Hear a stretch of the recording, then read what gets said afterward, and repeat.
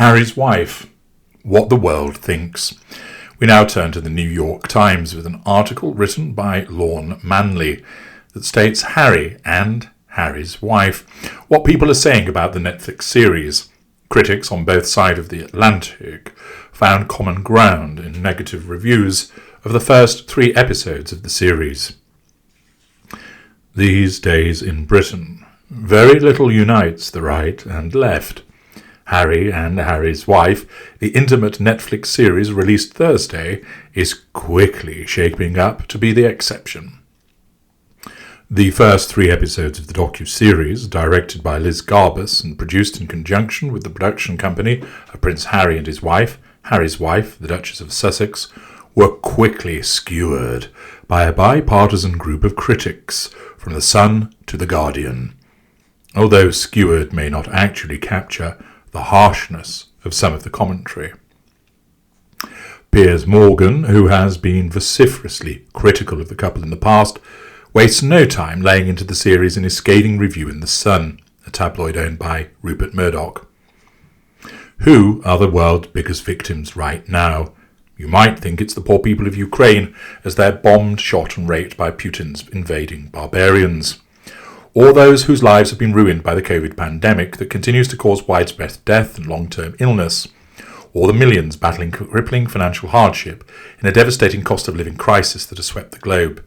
But no, the world's biggest victims are in fact Harry's wife and Prince Harry, a pair of incredibly rich, stupendously privileged, horribly entitled narcissists. If you don't believe me, just ask them. Later in his review, Morgan cautions viewers that they may need a sick bucket. He was not the only one to evoke gastrointestinal distress. The headline for Lucy Mangan's review in the left-leaning Guardian exclaims that the first 3 episodes were so sickening, I almost brought up my breakfast. Mangan does point out that the series so far has plenty of sweet moments, particularly of Prince Harry and Harry's wife being charming and funny together, but ultimately she finds the finished product wanting. But in the end, what are we left with? Exactly the same story we always knew, told in the way we would expect to hear it from those people who were telling it. Those who don't care won't watch. Those who do care, which is to say, are voyeuristically invested in the real-time, real-life soap opera, will still read into it anything they want to, and doubtless confirm all their previous ideas. There is plenty here to start another round of tabloid frenzy, particularly in Harry's mention of members of the royal family who consider the pressure placed on anyone marrying in a rite of passage and resist allowing anyone else to avoid what their own spouses went through, and who bow to internal pressure to choose a wife who fits the mould, which is to say, it is hard to see who, beyond the media, the villains of this piece, will really gain from this. The Independent, a more centrist player in British media, was less savage, but not exactly admiring, calling the series both self-aggrandizing and wildly entertaining. In her review, Jessie Thompson finds the couple at times endearing and sympathetic, and the points about racism in Britain eloquently made. But while she writes that she respects their right to share this stuff on their own terms, she finds the protestations of love over the top. We believe you. You are in love. There's no need to show us any more of your WhatsApps. Of course, as I've explained to you on so many occasions, this repeated protestation of demonstration of love is entirely consistent with the narcissistic dynamic.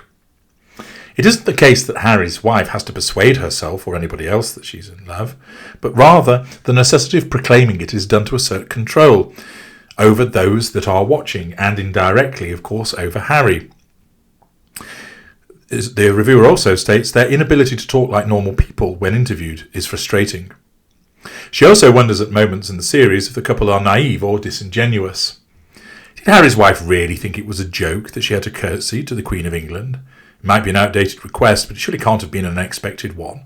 Like, what's a walkabout, she says of her first public appearance. They also seem to have a weird pathological need to document every aspect of their lives. That again, as of course, is for the purpose of triangulation. Harry's wife believes that she is a walking, breathing icon of history, and that everything that she does, from painting a toenail to taking a dump to creating some nonsensical foodie stuff, is a matter of moment and importance. The fact that she has to document each and every aspect is being done because she believes that she's so important, that she believes that she's an historical figure. This is part of the delusion created by the grandiosity of her narcissism. It's also done for the purpose of triangulation. Look, see? Look what I've done here. Isn't that magnificent? Tell me it's magnificent. Tell me I'm brilliant for painting a toenail. Look now. Look, for it is I. I have added 2 ingredients together and created a meal that nobody else has ever thought of in the history of ever. Laud me, praise me, worship me. Give me the adulation that is rightfully mine. Oh, look at this. I have brushed my teeth, but I have brushed them brighter and more furiously than anybody else has in the history of dentistry. Right now, you must throw yourself prostrate on the floor and all cry, "Hail to the Harry's wife." Returning to the article. The Financial Times, the more sober-minded and business-focused newspaper, finds the first 3 episodes of the much-hyped series something of a letdown. As Henry Mance writes, does this Netflix global event match up to, say, Diana, Princess of Wales on Panorama, Prince Andrew on Newsnight, or even Harry and Harry's wife's own conversation with Oprah Winfrey, in which they alleged a member of the royal family speculated about their baby's skin colour? Bluntly, no. There have been explosive royal TV shows, but so far this is not one of them. Harry and Harry's wife do not drop bombs. At most, they point plaintively at existing craters. They've also bought into the successful Netflix formula. Never say in 1 hour that which you can search over several. This is a show that makes you grateful that the streaming platform has the option to watch at 1.25 speed. In the United States, the reviews registered a similar sense of disappointment. As Stephanie Bunbury writes for Deadline, 3 hours into Netflix docuseries Harry and Harry's wife, and still no tell-all truths from the darkest corners of the House of Windsor. Anyone who had expected the curtain to be lifted on the deep state machinations of the firm to protect the brand will be feeling shortchanged by Volume 1, which dropped today. Daniel D'Addario echoes that sentiment for Variety, lamenting the series' unwillingness to push past the familiar. As with the most painfully dull season of The Crown, there seems a sort of narrative stuckness, an inability or lack of desire to find the next thing to say that we haven't yet heard. But he still holds out hope that the final episodes, which will be released on December the 15th, will move beyond the story of their courtship, wedding and family feuds. What they want to do now that they've overcome adversity may well lie ahead in the next batch of episodes, but speaking in their own voice about issues other than their own personal experience would have represented a good start.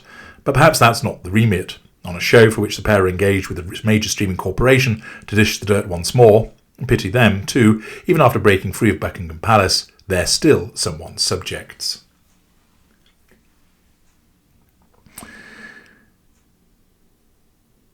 What do people state about this below the line? Crush writes, Harry's wife seems disingenuous and Harry dedicated to her cause. He might be the better actor of the two. They oppose the UK, the Commonwealth, empire, colonialism, Western-style media, intrusion, exclusion, hierarchies and curtsying. But going barefoot, well, they like that. At least Harry's wife does, because she's ingenious. She'd like you to know. Interesting from a distance if you're into atheology, studying the nature of truth, or if you need something to do while grading papers. Susan, these two, should have left the royal family quietly without all the fanfare. They should live within their means, which is substantial, and fade away from the media, which is what they say they want. Carla, this is getting a bit ridiculous. First, Harry, if he cares about remedying racism, should start with his own. As a young man, he dressed up as a Nazi, and then when confronted with this, blamed his brother, who certainly has not done anything of the kind.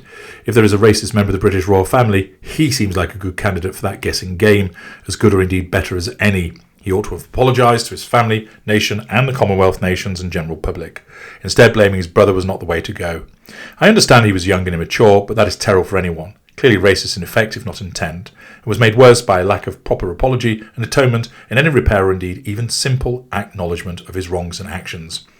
Not to mention, blaming William was a new low. In addition, Harry's wife, while not responsible for his behaviour, if she truly wants to be an anti-racist campaigner and activist, can and should start by discussing this subject with her husband first and requiring him to address this in an honest, responsible, morally serious and meaningful way. And finally, if you think the monarchy is racist, leave. Anything else is hypocrisy and cynicism. Beth, their poor children, both sides of the family are estranged. These two need to get it together for the sake of their kids. Veronica, Harry's wife also talked about never knowing she was black when she was younger, but then she never knew where she fit in her entire life because she's mixed race. Well, which one is it? B. Nauseating couple, not a truthful word comes out of their mouths. They bend the truth and then bend it again once challenged. BP, unfortunately, one of them is a narcissist. This will end badly. The series, critically panned there by a variety of journalists, all of which, of course, amounts to challenge fuel for Harry's wife. The series, it certainly had plenty of people watching it. Is it a success? No. She's got her money, but all it has done is cause people to have entrenched views about her behaviour, and increasingly his. I'm H.G. Tudor. Thank you for listening.